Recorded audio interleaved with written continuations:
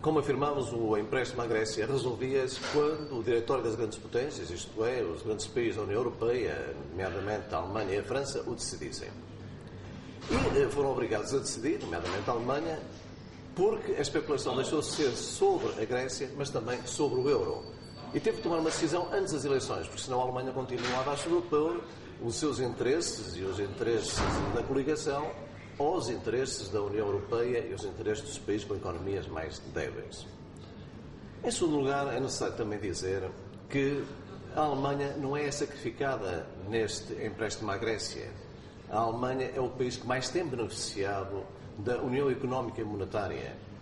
Beneficiou com o grande mercado, com o desmantelamento das barreiras alfandegárias, fiscais, beneficiou com toda a política do Banco Central Europeu, a imagem e semelhança do Bundesbank e do Euromarco, do Euro Forte, e tem beneficiado em relação a toda a política que tem sido desenhada por ela do Pacto de Estabilidade ao serviço dos interesses da sua economia, em prejuízo das economias mais débeis.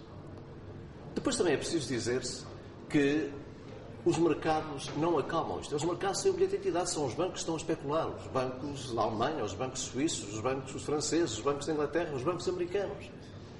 E não esses não se acalmam com cortes orçamentais, com mais apertado cinto.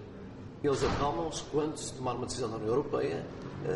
Pode ser, por exemplo, a do Banco Central Europeu, emprestar também aos Estados, porque o Banco Central Europeu está proibido pelo Tratado de Lisboa de emprestar aos Estados, mas pode emprestar aos bancos e continua a emprestar aos bancos a 1%, que depois então fazem especulação sobre os Estados. Bancos que, quando estavam falidos, pediram dinheiro aos Estados e agora especulam contra a dívida do Estado. Isto é uma enormidade.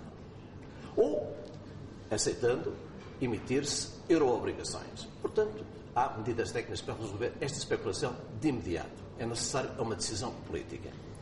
Por último, para todos os comentadores portugueses que afirmam que Portugal vive acima das suas possibilidades, eu pergunto, Portugal vive acima das suas possibilidades ou vive abaixo das suas potencialidades pela política que tem vindo a ser seguida? E quem é que vive acima das suas possibilidades? Aqueles que trabalham 12%, os trabalhadores portugueses, e que vivem abaixo do limiar da pobreza? Aqueles que ganham o salário mínimo, um dos mais baixos salários mínimos da União Europeia? Ou aquelas 100 fortunas que detêm 20% da riqueza nacional? Ou os gestores que ganham salários multimilionários e prémios que nem os qualificam?